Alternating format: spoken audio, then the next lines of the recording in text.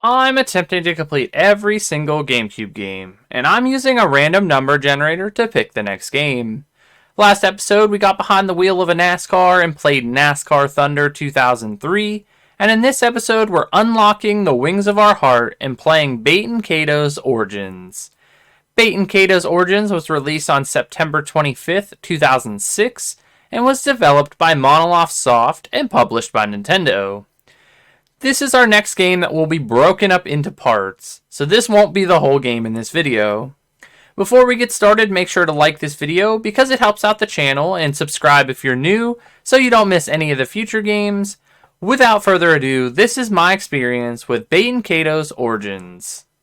In this strange dream world, we head into another dungeon that was similar to the first one we visited here. But this time we have our whole party with us. It's called the Sandfeeder's Nest.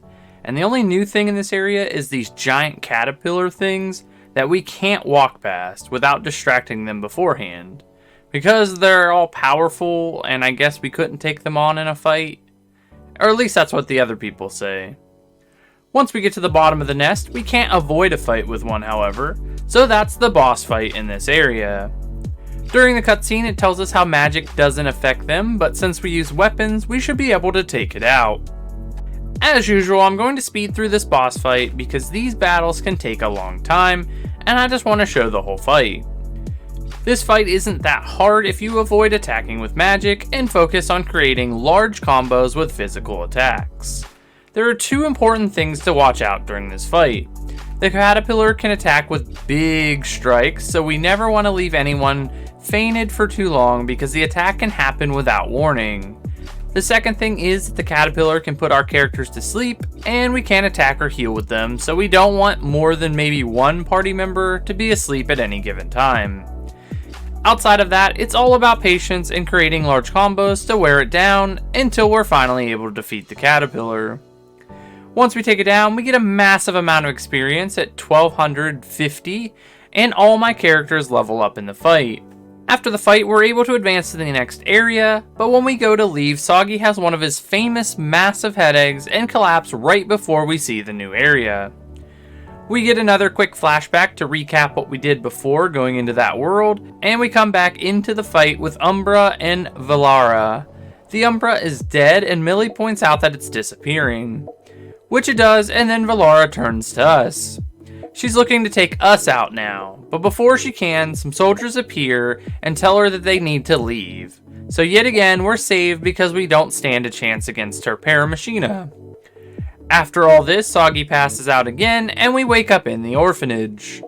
A lot of dialogue happens in the orphanage, but the only important thing is that the party is trying to come up with a plan for what to do next. But before we do that, there's a few things we have to do. When we interact with the blue flower, it teleports us to a brand new area without us even picking it. This area is completely different than anything in the game before this. The area looks like some sort of clay or Play-Doh, something along those lines. And the only thing that is there is a single flower and a single person standing in this massive area. Once we talk to her, she tells us that we need to collect Magnus around the world to restore this village. I really like this area because it gives us another thing to work towards as we play the game. The idea is that once we bring back so many pieces, we'll need new items to use and more people will be in the area. I don't think I'll talk about this area much after this point, so I wanted to explain everything. Later in the game, we can recruit people to come live here from the real world, so what this is exactly, I can't even begin to tell you. Rebuilding the village reminds me of the game Dark Cloud, which is one of my favorite games of all time. Now that we got that out of the way, we head back to the orphanage and plan out what we're going to do next.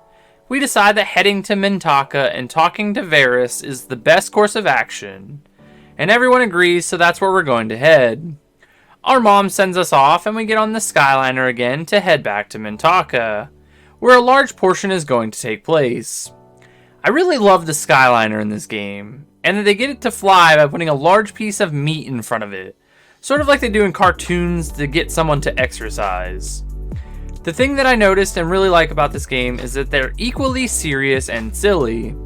I don't always think that games can walk that line without making the game more serious and less silly, or making the game too silly so that the game doesn't seem serious at all. I'm going to give this game a large thumbs up for this. We get back to Mintaka and I discovered that we can visit another new area using the blue flower. The area is called the Colosseum and is another side area that you never have to visit, but I wanted to point it out because it's part of the game. The idea of this area is to go through challenges of taking on waves of enemies and getting battle points that we can use later on to purchase items in the shop there. I didn't spend a lot of time there, but I did a couple battles and they were easy enough. I don't think we get anything special in this area, but like I said, I like to explore every area of the game and at least make everyone aware of everything that the game has to offer. Alright, I think it's about time to continue the story of the game and head to Greater Mintaka. This is an area we couldn't visit before because of the guards blocking our way. This area has way less gold everything and looks more like an actual area that people would gather and live. The design is a large staircase that cuts through the middle of town and buildings and houses on each side of them. Once you get to the top, it's a big market-like area that people can listen to speeches and spend time together. When we first arrive, they're having a funeral for the emperor that was killed, and all the people are standing next to the stairs, paying their respects or disrespects. This depends on who you ask in the area. This is a very large, fancy funeral, and I think it works well with that person that was supposed to be celebrated. After the funeral, we head to that market area at the top of the stairs to listen to the 2 speeches. The next 2 candidates are there to give speeches so people can vote on who they want the next emperor to be for the city of Mintaka. The first candidate is Lord Balhelt, and the second candidate is Quaestor Varus, who is the commanding general of the army. These 2 characters are both very different. Balhelt has a lot of charisma and charm, and Varus is almost monotoned with his speech and doesn't do much to win the crowd over, like Lord Balhelt does. From this interaction alone, I can tell that he's the favorite out of the 2 candidates. After the speeches end, our party decides to leave the area and go visit Varus in person. But before we leave, there is a large explosion in the area, causing our characters to get knocked over, and the people in the area are injured. Once we come to our senses, we have to help the injured people in the area, by request of this little boy. I don't know who this little boy is though. The first lady we have to help is on fire, running around instead of stop, dropping, and rolling, so we have to get some water and put out the flames on her body. The next guy we have to help is knocked out on the ground, and we have to give him some Emperor's Fruit. I don't know why he needs these to get back to good health, but we search around the area and are able to find some. The last person we have to help is a little girl, and we need to find a first aid kit for the doctor that's trying to help her. She has some sort of head injury. So we begin searching around the city again, where we're finally able to come across one, and then once we give it to the doctor, the little girl can finally sit up and rest. She'll be okay, so that's good. The last task isn't helping anyone, but we have to collect a bunch of water and use it all at once to put out the fire on this bell thing that's laying on the ground. I didn't know that we needed a bunch the first time around, and I thought I was doing something wrong. Even though we're wanted by the city, Soggy and friends are nice enough to help the people in this area. After all of that, the little boy thanks us and tells us that everyone is going to be alright now, and it's all because of us. The craziness is all over and done with, and we head to Virus's residence. But the guards won't let us in, and we have to tell them who told us to come there. I didn't try it when it was happening, but I wonder what would happen if you picked the wrong name here. Would a random person come out and be like, I've never seen those people in my life? I guess I missed that opportunity. But if you've played this game and have tried, let me know down in the comments if anything different happens if you pick the wrong name. The name we need to pick is Gildablaine, and he comes outside to greet us and let us inside. Once inside, we get a very long conversation with Varus. He introduces himself to us. He tells us that we're wanted by the Empire, but that if we're willing to work for him and help him stop the Empire, he can get our name cleared. And he can even supply money and food to the orphanage, so we don't have to worry about everyone when we're out and about doing tasks for him. It all sounds very good, and Varus seems pretty upfront and wholesome about the request. He also lets us know that he is also a spiritor, just like we are. I think we knew this beforehand, but he openly tells us this here. Soggy doesn't answer right away, if he wants to say yes to the agreement with Varys, and we decide that we should sleep on it before we come up with an answer. Sleeping doesn't help, so we decide to take a trip to the desert to find a little village there that mines ice crystals. So we head to the desert, which is called the Ninhal Desert, and is extremely hot here. There's a vendor off to the side that will let us buy sparkling snow from him that will keep us cool in the heat. If you don't have Magnus for this, then you move extremely slow in the desert, and I think it would take you like 40 years to get across the whole thing. So I decided to purchase some. The only downside to this is they only last for so long, so we have to move quickly. Another way for temporary relief is drinking water, but this maybe gets you about 30 seconds of relief, so I wouldn't recommend this option. If you get flame ice, then it will last forever and we can move freely around the desert. But at this moment, we don't have any, so this is our best option. In a specific spot in the desert, we can absorb the sunlight from the sky for some reason, and then we become an all-powerful god that can't be touched and makes the game super easy. Actually, I'm joking. I have no idea what this does, to be honest, and it's called Mother Sunshine for some reason. Wouldn't it have been cool to become all-powerful, though? After completing some side missions and coming across a desert oasis, we're able to get through the desert and make it to the village of Aza. It's a small village, and I think it only exists so that people working in the mines can have somewhere to live and have families, which is realistic in my opinion. There are only a few houses in the area, and most of them are very tall and have multiple families living inside of them. When we enter the village, they're collecting the supply of flame ice that has been mined for that day. The people from Mintaka don't seem to be very impressed with how much they got, but the people living here treat this as some sort of celebration, and everyone stands outside and watches. I like that this village has its own customs and is very different from the city of Mintaka. It makes the world feel real and lived in. Only two things really happen in this area at this point in the game. The first is that we meet Millie's friend, Almard, a very soft woman that is extremely friendly and instigates saying that Millie is our girlfriend. And after that, we meet a mysterious man by the name of Bine that asks us what we think about how the Empire treats them and how they watch over them almost like prisoners. He's a bit weird, but from the interaction, it seems that he likes Soggy and that they're going to become friends. This part is weird because he has us cornered in like this narrow rock hallway, so if he wanted to kill Soggy or something, he could have. After this interaction, Soggy decides that he's going to clear his name and help Varys with these tasks that he wants us to do, but decides he isn't going to tell the party until they get back to Varys' residence. I'm not sure why he does this, but that was his choice.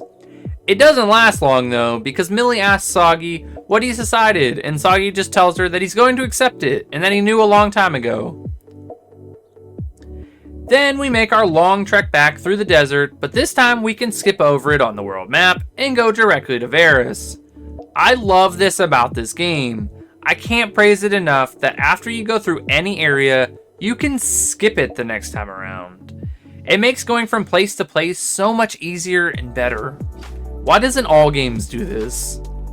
We meet Varys and tell him our decision, and he tells us that they're going to get the murder charges erased from our name, and that they sent relief funds to the orphanage.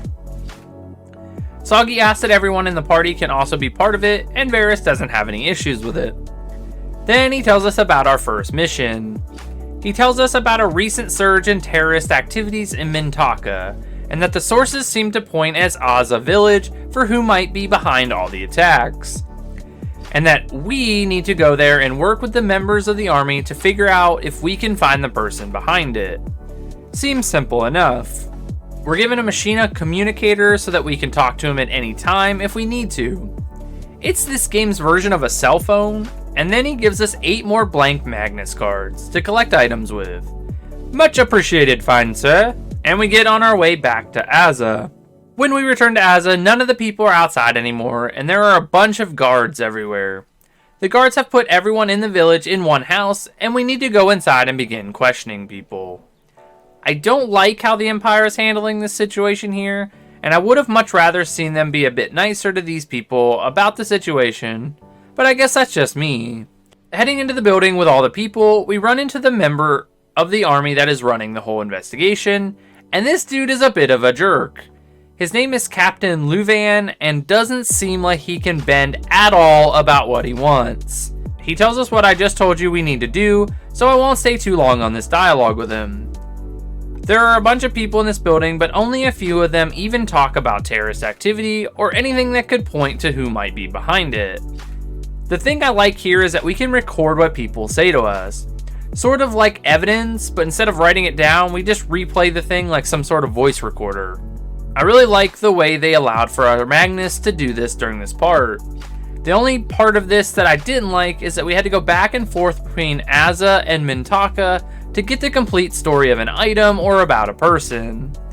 We find out about gunpowder, and then we have to go to Mintaka to find out if there was any gunpowder in the explosion that took place that we got caught in. It makes sense, but in a video game it seems a bit extra. Once we collect as much evidence as we can, or that we want to, we can call a town meeting in the top room of the building, and everyone in town gathers, and we discuss what people said to us or information we got along the way. It's like being in a courtroom, and we're trying to solve the crime. After the first meeting, a lot of people talk about their theories, but at the end, one of the men that work in the mines tell us that he's behind the attacks and that he's guilty. It's a bit out of the blue and doesn't seem very likely that he did it.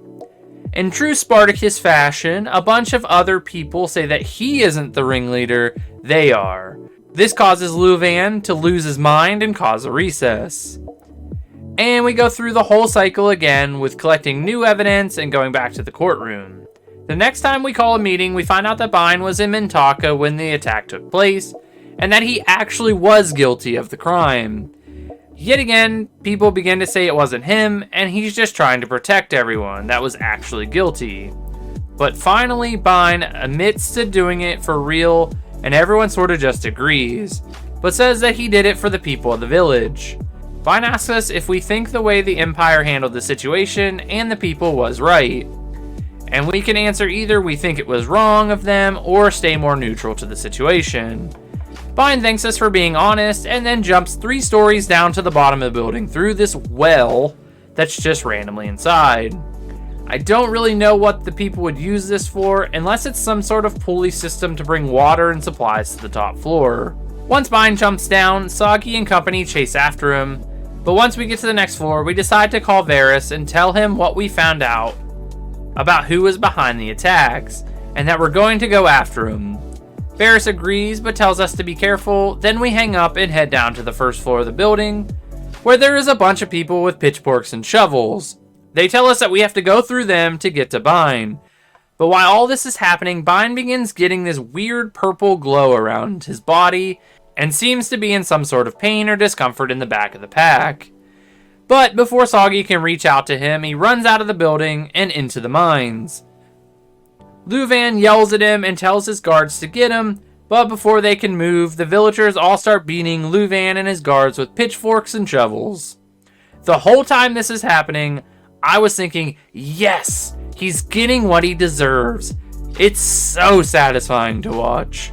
So now we have to chase Baten down, and we find ourselves inside the mines, which is just a dangerous looking lava cave, rightfully called the Lava Caves. This area is pretty interesting and has these vents that we can't go through unless we block them while using these flying bugs in the area.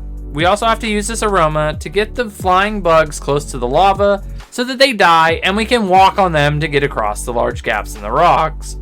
What a brutal way to go out, and then the person that took you out just walks on your dead body. Come on, Sagi, you're better than that. Once we get to the end of the cave, we have a conversation with Baten, which he talks about how he's only going after the Empire because it's unfair how they treat them, and he doesn't want any more of his friends to die from working in the mines. Then, since he's getting overly emotional, he turns into an Umbra. Since Sagi knows who the Umbra is this time, he calls Varys to tell him that he can't kill him because of who it is. Varys tells him not to kill him and just try to knock it out without causing any fatal damage to it. And then we dive into the boss fight with this Umbra. This Umbra uses fire attacks, and honestly this one is easy. I don't know if this is because we're not trying to kill it, or if I was just way over leveled at this point in the game. This fight has the same strategy as they all do, Attack often, but keep the party healthy. That's about it. The larger the combo, the better, and once we get its health down low enough, it does one of those fight-ending attacks and knocks us all out. Once we come out of the battle, Gilo is ready to kill the Umbra, but Soggy tells Gilo that they shouldn't kill it, not because of it being mine, but because of some feeling that he has. But during this conversation, Valara shows up in her Paramachina and shoots the Umbra a bunch of times with the laser that's on the tail of her Paramachina. She's literally shooting this thing while it's already down. What is wrong with her? In typical fashion, this causes Soggy to pass out, and then we awaken in this other world. But we're not where we were the last time we passed out in this area.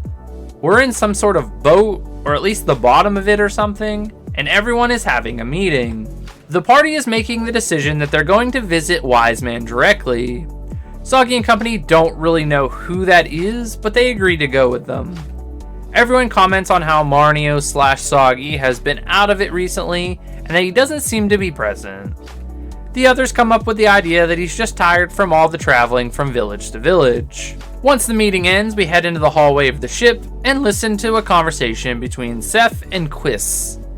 I'm pretty sure this is his girlfriend, and she really doesn't want him to go visit Wiseman, and tells him just not to, which he tells her that he's going to go anyways, and then he walks past us back to his office. Heading to the top of the boat, we come outside, and it's pouring down rain. In this area, it rains all the time. It literally never stops raining.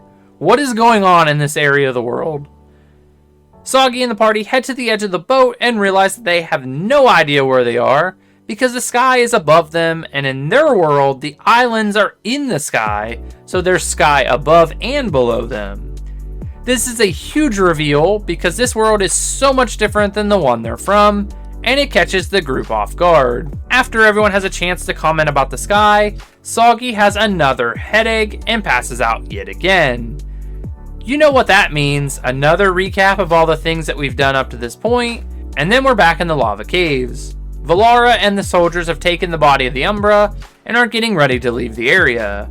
A guard comes in and asks Valara what they should do with Soggy, and Valara just says leave him here. The goal was to come get the Umbra and to leave, nothing else. This is the second chance they could have killed us and ended the entire story of the game. We are beyond lucky, and it's a weird thing that they always add in RPGs. When Soggy finally comes to, the lava in the caves is ready to erupt, and we need to get out of the caves before that happens. The thing that I wish would have happened during this part was adding some sort of timer, so that we had a real reason to get out of the caves. It tells us that we need to leave here, but there really isn't any urgency for leaving. Since there isn't a countdown or anything, we can just roam around. Anyways, once they decide to leave, they get attacked by a giant lava fish, which they refer to as the Lord of the Lava Caves. This fish is going to end up being a 3-battle fight. We're going to fight it 3 times on our way out of the caves, and each time it's going to get a bit harder. But we're going to go through them all. So let's start with the first fight. If you didn't already expect it, this fight has a lot to do with fire. The Lord likes to attack with 3-hit combos that deal fire damage on top of it. So we have to be careful that we don't let him take us out without healing. Outside of that though, we just build some large combos and attack. That's most of the battles in this game, but honestly most of the fights don't have strategy besides staying healthy and creating large combos using weapons and elements. After doing enough damage in the first fight, he runs away and dives back into the lava. And then we get nothing for the fight besides a bit of gold. After the fight, they think it only attacked because of the tremors, and they start to make their way out of the caves themselves. Just a little bit out of the area where the first fight took place, it decides it's going to run up on us again, and we engage in the second fight with the Lord. This fight is just more of the same, besides it's a bit harder. But yet again, with the same strategy, we're able to take it out, and it runs away again and dives into the lava. Further into the cave where we had to walk on the dead bodies of the bugs, the Lord jumps on the bridge and decides that he's going to block the way unless we fight him again. Soggy is annoyed at this point, so he's like, let's ground this fish for good this time. And we go into the third and final fight with the Lord. This fight is much longer and much more difficult. Nothing really changes besides I think he hits harder and he has more health this time around. This time when we get his health down enough, he actually dies and we get all that sweet XP and the items that we deserved after having to fight him 3 times. I like the idea of this, but I really wish that the fights would have changed more than they did. Maybe include some small enemies in the second fight. And then in the third fight, make him change forms or something and have new attacks. I think it would have made the fight feel fresh and not just doing the same thing over and over again. But overall, I think it was a good part of the game. After killing him, we're able to use his dead body as a bridge to get across the lava, and Millie decides to kick it a bunch of times for no real reason, honestly. It made me laugh, so I just kept it in the video. Even though we sort of failed in our mission, we head back to Varus to check in with him. There is a lot of dialogue in this section, but to sum it up, Soggy asks for the work conditions to be looked into, and then he appears sad and they ask him why, and he says he wants to know the meaning of a human turning into an Umbra. Varus then tells us that in order to get our name cleared, we have to meet with Baten in person, and then our names will be cleared for killing the Emperor. Which seems to be a bit weird, but we decide that we're going to go because we don't have much of a choice. Gilo and Millie are concerned it could be a trap, but Varus assures him that he won't do anything rash. So we head out to see Baten, but before we go inside, Millie tells us that there is something that she has to do and that she can't come with us. Gilo thinks it's weird, but Soggy just tells her it's fine, and then she leaves and we head into the castle. Or what at least looks like a castle. The first person we see when we come inside is Shanath, and he tells us that he works for Baten, and he will take us where we need to go inside. The tensions are hot, but we proceed. Once we meet with Baten, he dismisses Shanath, and we have the shortest conversation of all time. He asks us if we want the charges dropped, and we're like, yeah, we do. And then he's like, okay, it's done. Then Soggy questions this by asking why they needed to come all that way for it to be that easy. Baten tells him that he had to make sure, and that he heard Soggy shares his heart with another, and he wanted to check. Then we can leave. It's super simple and sort of seems out of place. We meet back up with Millie outside of the castle and head back to tell Varus the news. Varus is basically like, that's good, now here is your next mission. He wants us to go to the island of Diadem, which is the island of clouds and the kingdom of nights. Varus wants us to strike up a deal with the king about working with us because they have the strongest military. And getting them on our side would put hesitation into Baten about making any moves towards the island. Varus also tells us that we need to be able to move more freely between islands now, so he got us our own private vessel to use. We leave, and then we get another cutscene where Baten is talking about the remaining Umbras, and that the next one is somewhere with the Cloud Fools, and then they need to get their army ready to head to Diadem, and figure out where it is. Once Soggy gets to the dock, they realize that the vessel that we're going to be able to use is this massive gold ship that is extremely nice. This thing is crazy compared to the Skyliner, and it's so much faster. It's also nice because we can now fly freely from island to island using the brand new menu in the game, that I personally love the look of. The border of the screen has angels on the side, or at least that's what they look like. And the art is like stained glass, and they really stand out compared to the other boring gold worlds that we've been in so far. Then, from this screen, we can pick where we want to go. When we arrive in Diadem, the dock is in the town below the castle, and it's called Shielek. It's very similar to any old castle town. Gray bricks everywhere with candles lighting the area. When we get off the vessel, we're greeted by a woman by the name of Celsia. She tells us that she will accompany us to the castle so that we can meet with the king. We find out that she is a knight in training, but just can't quite get to the level she needs to be at. She tells us that the king is in sword practice and it's all the way at the top of the castle. But the thing I like the most about this part is the way the castle looks. There are pink cotton candy clouds pouring out of the castle, and it just gives it such a unique look to this area. One of my favorite in the whole game, to be completely honest. We get a really long tour of the castle where all the knights are training and sword fighting throughout the whole thing. What's the reason for training in the hallways? Can't they switch with people and go upstairs and train? not just train wherever they are in the castle. Once arriving at the top of the castle, we're going to meet a bunch of people really quickly. The king finds out that the fish are being brought in and decides to leave sword fighting practice early. The king wears a lot of white and blue and is really young. We don't get to talk to him because he runs by. The next two people we meet are father and son. The son's name is Jabari, and he's the right-hand knight of the king and also the king's best friend. So when he comes out of the training area, he tells his father that he's going with the king to check out the daily catch. This makes the dad very angry. Jabari leaves, and then we find out the dad's name is Rambari, and he's the head knight in the castle. He trains every single knight in the castle and even trains the king to be the best warrior. Once all that takes place, Rambari takes us back to the throne room, which is awesome, and it looks like some sort of portal or something. It's so unique looking. We ask him if they'll side with us against Balhalt, and he tells us that he doesn't have the power to make that decision, and we would have to ask the king directly. We decide since that's the case, we're going to go after the king and Jabari, and bring them both back to the castle. Rambari grants us permission to do that, so that's what we're going to do in the next part. That concludes part 2 of Baten Kaitos' Origins. If you've made it this far in the video, let me know what you think of the game so far, and until then, thanks for watching.